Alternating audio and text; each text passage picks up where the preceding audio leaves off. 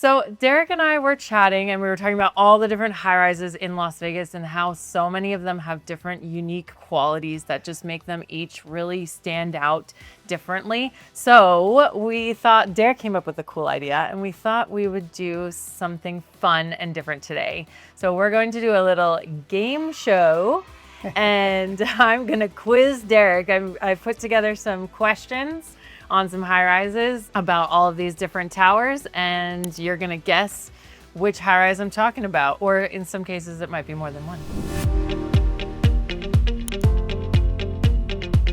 So let's get straight into it. Here we go. Okay, so question number one. These buildings feature stunning rooftop pools with sweeping views of the Strip. Which high rise am I talking about? And the hint is, I'll give you a hint. They have a very distinct color scheme. That would be Via Towers on Las Vegas Boulevard. That is correct. Ding, ding, ding. But there's there's like penthouses with pools in them, but that one has a pool top. Yes, so that's for everybody. So which penthouses, where do they have penthouses with pools? I know, Turnberry. Turnberry, I've seen that too. Yeah, nice, good job. Oh yeah, and the color scheme. It's yellow, yeah, nice yellow. Has a 5% tilt on both of them. Yes, so they like cross each other kind of. It's very unique for sure. I think it's something that some people really like it, some people don't really. I don't know if you remember, but I lived in that building for a little while. Yeah. I do remember that. Yeah, awesome. Question number two. What is the tallest high-rise building where you can purchase a residence in Las Vegas? And the hint is most people either love it or hate it. Wow, that was a tough one. So we can purchase in it. I said Vidara, I would think. Vidara is up there. So there's definitely there's several of them that are pretty close, honestly pretty close in their height. So the tallest structure in Vegas is a Strat, right? But they don't even call that a building. When I was doing my research, they call it an observation tower. So, because there's nothing for many floors, right? And then I know we talked about earlier off camera. I think I got my second guess. I think. Go for it. I think it's Sky. No, it's not. Sky's up there too, though. Actually, could you say love it or hate it? Yeah, love it or hate it because this will give it away. I think love it or hate it because of the name Trump Hotel. Oh my. I didn't even think of that. That was It's up there. I know. Isn't that funny? Because I don't feel like I feel like because it's near some other really tall towers, like Resorts World is taller. Pretty sure. Now I have to look back at my list, but it's surrounded by other, but you can't purchase in those. Yeah. Right. Just like Fontainebleau. We talked about Fontainebleau off camera, and that one is another one that's really tall. So Fontainebleau is 735 feet tall, but you can't purchase a residence in there. So it is taller than Trump Hotel. Trump Hotel is 622 feet high. Oh, I mean, I never would have got that. I thought Sky just because it's so. I know. It looks really tall. It looks really tall. Yeah. Fontainebleau. Yeah. Next question, number 3. Which high-rise is the first luxury condo development built in Las Vegas? And we talked about this off camera, so... I want to say the oldest luxury would be like in Las Vegas Country Club. And that's when I was like, okay, you're right. I picked something else because it's luxury now. Luxury now. And I did not specify, so I'm going to say yes. Yeah, because that was built like in the 70s is when they started developing the Las Vegas Country Club. What would be the other one? I would think. So the oldest that I consider Maria Antoinette. I just wouldn't consider that like luxury now. Luxury but yes, yeah, you're right. You're right. Because back then, both of those, and same with Regency in Las Vegas Country Club, because that was like the 70s. Actually, Park Tower opened first in 2001. I know. I had to like look back and say like, wait, when was Queensridge? But Park Tower was first in 2001. Oh, wow. And that's ultra luxury. Yes. Yeah. I love it over there. It's awesome. The amenities are amazing. Oh, they're incredible. Also, I did note Turnberry Place in 2002. So that was actually just shortly after that as well. Yeah, they started construction. I think they were doing pre-sales in like 2000. And then they finally like opened in late 2001, 2002. Yeah. I think, and Park Towers started in like 99 is I think when they were starting to sell them. But yeah, they opened in 2001. It was like a race to come out of the ground back I know. Yeah, we talk about that a lot, but it's so crazy how all of our high rises, not all of them, obviously we've got a couple of those from the 70s and 80s and things like that, but then it's like from 2000 to 2008, basically. It was when all the other high rises in Vegas were shooting up. Yeah, then 2010 they started City Center. Yeah. Yeah, and so it used to be called Waldorf on Mandarin. Now it's called Waldorf. So that was you can live in that one too, and that was pretty tall. Yes. Yes, actually. Which high rise was awarded one Michelin key in October 25? And my hint was it changed its name in 2018. So you just said it. Ding ding ding. It used to be called Mandarin. Yep. But now it's Waldorf Astoria. Yep. That's a beautiful place. Yeah, It's stunning, that property. Oh, and they are, I don't know if you've been over there recently, doing a little refresh on all the common areas. They're currently like under construction right now. I went in to show a property to a client and I was like, ooh, it doesn't usually look like this, but it's going to be stunning though. I mean, it already was, but they're just, bringing it to it was getting a little bit dated, in the like lobby common areas. So I'm excited to see it all just refreshed. great amenities there too. Oh yeah. And they the have pool levels nice and stunning. The gym and all the amenities, the tea room. Yes, I love the tea room. We've got incredible views up there.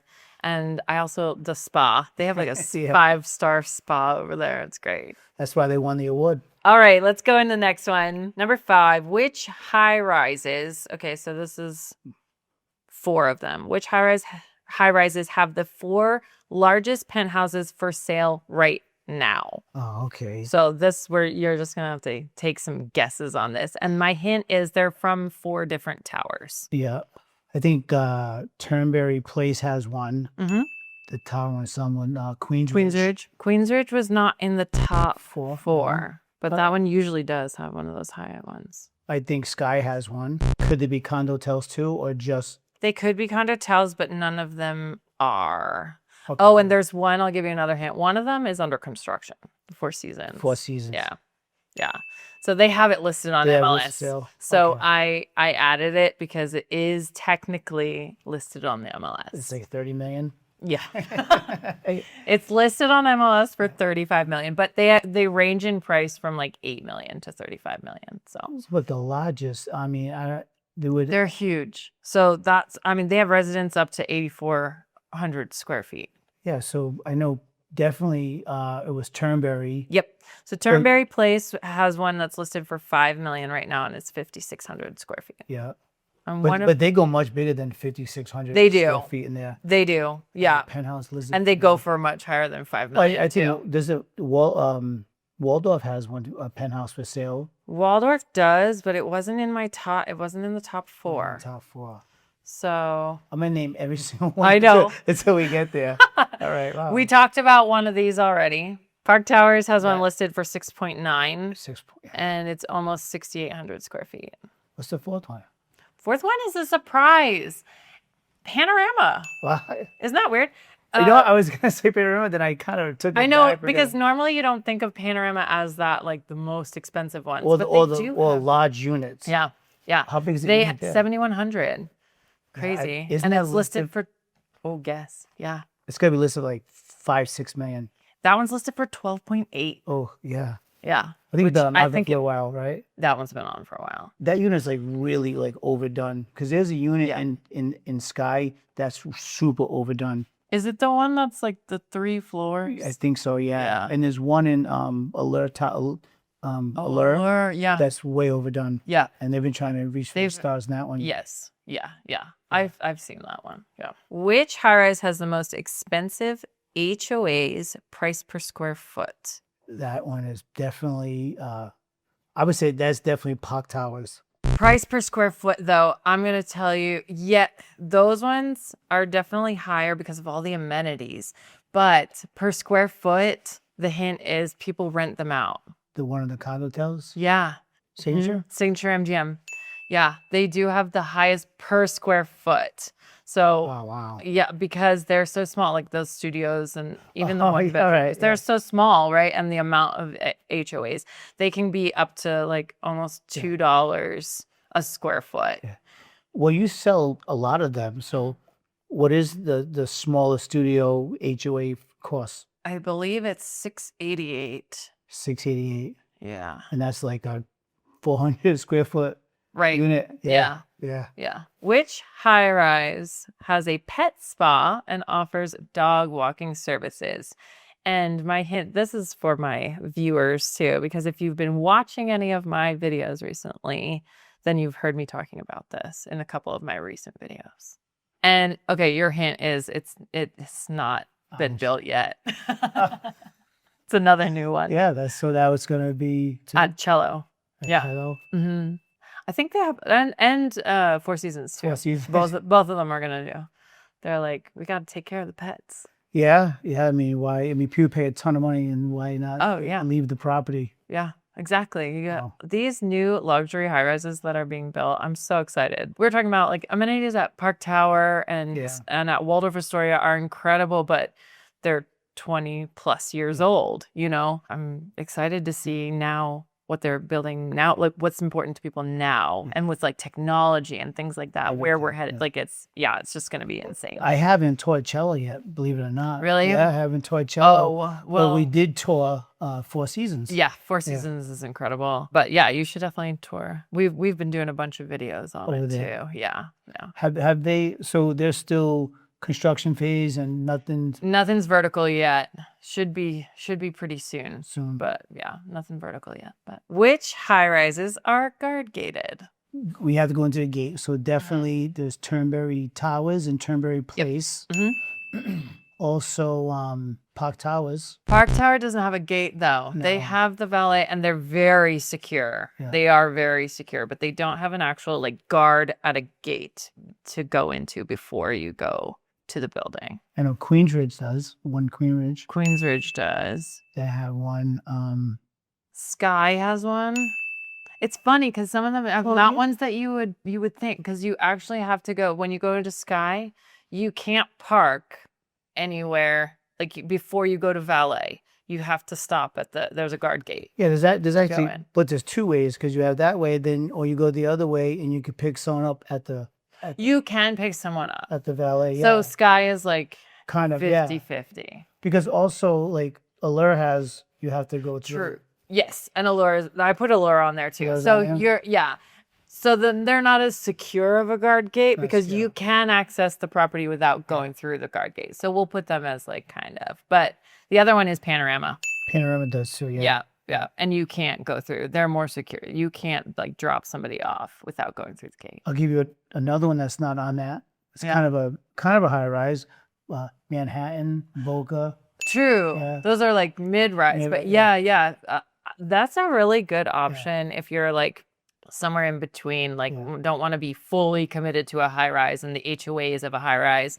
But like, was it Park Avenue? Park Avenue is guard gated, and so is Manhattan. And if you want to live closer to the strip, Meridian. Meridian's guarded gated. True. You can't get through. What's the other one that's over there by Park Avenue also? Not Manhattan Park Avenue, but there's another one. Manhattan. I think it's Boca is the other one. That's right. Boca's on the opposite side of the street. Yeah. Yeah. That one. That one's guard gated too. They're all very different. Yeah, they're all, but it's kind of the mid-rise. I think that one's like 8 levels. Yeah. But they're really nice. They are. Because that was another one that they were building, and they were trying to build it so fast.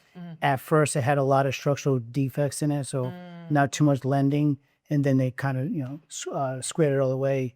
So can you lend in all of those? Yeah. Next one. Can you guess the highest price sale in a high rise in 2025 that was listed on the MLS? And your hint is that it sold for just over 10 million. It was actually at Queensridge. Was it at Queens? It was for 10.9. And honestly, I was thinking Park Towers or Waldorf, because every month I do a high rise market update. And I always talk about the highest price sale for that previous month. And I feel like I'm saying Waldorf Astoria almost like every month. So I looked and I was like, okay, how many in 2025? So I didn't look like month to month, because there could have been like multiple in the same month though too, you know. But the top 2 highest sales were Queensridge. Out of the top 20 highest sales of 2025, 9 of them were Waldorf Astoria, and 6 of them were Queensridge. So the Waldorf Astoria did have more of the highest price sales of 2025, but Queensbridge had quite a few too. Last question. Name the 2 high rises. We've already talked about both of these already, but name the 2 high rises that are currently under construction. Yeah. And bonus points if you can name the mid rise that's currently under construction, hasn't gone vertical yet, but also under construction. And our hint is, well, this isn't really a hint because we already know this, but these will be the first high rises built in Las Vegas since 2008. Well, Cello, and then obviously the Four Seasons. But mid-rise, what is that in Henderson? The one over by the Arts District. Yeah, it's called Midtown, the Oh, project. Midtown. Yeah, yeah, because they're only Really? 8 stories. I didn't even know that was even heard of it. Yeah, yeah. Is it broke ground already? They've broken ground, but they haven't gone vertical yet. But they are right over by, it's the same developer as the English Hotel. It's Okay, going to be yeah. across the street from the English Hotel. And I've been down there for like breakfast and stuff. I love the English Hotel. Yeah. Yeah, yeah. Like when I lived in Turnberry, like everything is kind of where we went, like downtown to eat little breakfast. Oh, yeah. It's places. super easy to get over there. A lot of great breakfast places. Oh, I love it. Public Us, like it's so good. But Public Us, have you been there? Yes, that place is really good too. I always end up talking about food in all my videos. It's because when you're driving around, you have to stop and eat, and if you're downtown, it's hard Exactly. not to eat somewhere really good. It's so good. Yeah, a lot of For sure. They're doing a lot with downtown. I mean, they're changing it They again. really They are. keep- Yeah. And Cello also is going to be, so like Midtown is closer to, like you were saying, like Turnberry, like that area. But then if you go further north, Symphony Park. Yeah. So it's like they're hitting the downtown area kind of from both ends. Yeah. And it's, expanding and growing, and it's super exciting. I mean, like City Hall expanded, and a lot of companies are headed down that way too. So they're doing a really nice job. Thank you for all the questions. Of course. Good job. I feel like I'm a novice at high rise now. No. You got me on the ones that are coming, the newer ones that are coming out of the ground. I know. Yeah. Well, I've been doing a lot of research on those ones myself. So Well, they're I have nice. a little, They're- little heads up on those. They're nice. I just can't believe that those condos start at like $4 million. Oh my goodness. Yeah. For the third level, and then they only go up. So. Yeah. Definitely. Four Seasons. Cello is a little bit more reasonably priced. I don't want to say just, there's more options. It has more of a range. Yeah. Well, I guess you definitely have a range at Four Seasons too. From 4 million to 35 million is quite a range, but that's a lot of high end. But there's just a lot of like One Las Vegas is a nice high rise. I like it over there too. Like Soho and Newport, just because like Newport Lofts, it's open. It's walking distance to a lot of stuff. They put up a lot of, that's really in the Arts District too. It is arts, yeah. Because I was over at Jewel today. Yeah. And we were looking right at it. I'm like, Jewel, Newport, Soho, those are all right in that same area, Arts District area. So really easy walkability to all those restaurants we're talking about and everything. Yeah. I got Jewel approved, by the way. Oh, yeah? Yeah, we just closed one in Jewel, yeah. Nice. Yeah.